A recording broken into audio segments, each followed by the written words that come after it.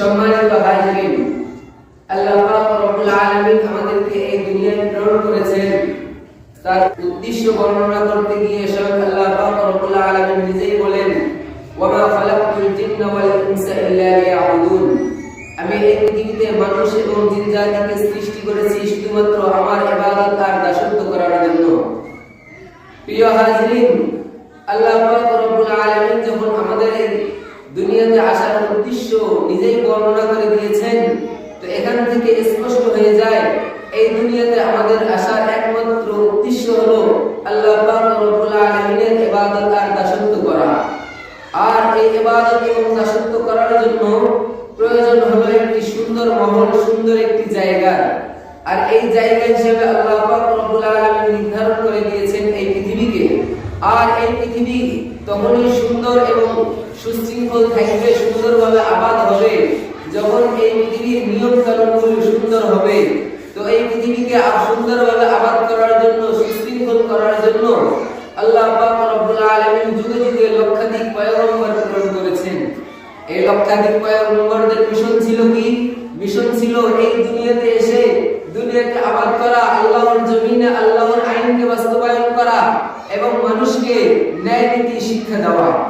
সম্মানিত হাজিরিন, আল্লাহ পাক রব্বুল আলামিন হযরত আদম আলাইহিস সালাম থেকে নিয়ে নূহ আলাইহিস সালাম আগ পর্যন্ত সকল নবীদেরকে প্রেরণ করেছিলেন এই দুনিয়াকে আবাদ করার জন্য, গাছপালা ইত্যাদি রোপণ করার জন্য এবং মানুষদের আর্থিক এবং সামাজিক সচ্ছলতা অর্জন করার জন্য। প্রিয় সুধী, নূহ আলাইহিস সালামের পর থেকে নিয়ে হযরত মুহাম্মদুর রাসূলুল্লাহ সাল্লাল্লাহু আলাইহি ওয়াসাল্লাম পর্যন্ত যে সকল নবীরা এসেছিলেন তাদের সকলের কাজ ছিল, তাদের নবুয়তি মিশন ছিল আল্লাহর জমিনে আল্লাহর আইন বাস্তবায়ন করা।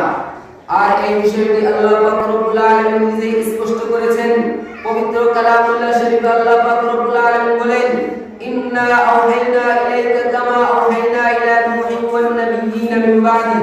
নিশ্চয়ই আমি আপনার উপর ওহী প্রেরণ করেছি যেরকম ভাবে নূহ এবং তার পরবর্তী নবীদের উপর ওহী প্রেরণ করেছিলাম। সম্মানিত হাজিরিন, এখান থেকে আমরা বুঝতে পারি যে নূহ আলাইহিস সালাম থেকে নিয়ে আমাদের নবী হযরত মুহাম্মদুর রাসূলুল্লাহ সাল্লাল্লাহু আলাইহি ওয়াসাল্লামের আগমনের মিশন ছিল এক। আর নূহ আলাইহিস সালাম থেকে নিয়ে তার আগ পর্যন্ত অর্থাৎ হযরত আদম আলাইহিস সালাম পর্যন্ত সকল নবীদের নবুয়তি মিশন ছিল এক। তাহলে এখান থেকে আমরা বুঝতে পারলাম আল্লাহ পাক রব্বুল আলামিন এই পৃথিবীতে যত নবীদেরকে প্রেরণ করেছেন সকল নবীদের নবুয়তি ধারার মিশন ছিল দুটি। আদম আলাইহিস সালাম থেকে নিয়ে নূহ আলাইহিস সালামের আগ পর্যন্ত সকল নবীদের নবুয়তি মিশন ছিল এই দুনিয়াকে আবাদ করা, গাছপালা ইত্যাদি রোপণ করা। আর নূহ আলাইহিস সালামের পর থেকে নিয়ে আমাদের নবী হযরত মুহাম্মদুর রাসূলুল্লাহ সাল্লাল্লাহু আলাইহি ওয়াসাল্লাম পর্যন্ত সকল নবীদের মিশন ছিল আল্লাহর জমিনে আল্লাহর আইন বাস্তবায়ন করা। প্রিয় সুধী, এবার বুঝে থাকলে বলুন নবুয়তি মিশন ছিল কয়টি? নবুয়তি মিশন ছিল দুই ভাগে বিভক্ত। এক নাম্বার হলো আল্লাহর জমিনকে আবাদ করা, যাকে রিসালাতে তাকমীনি বলে আখ্যায়িত করা হয়।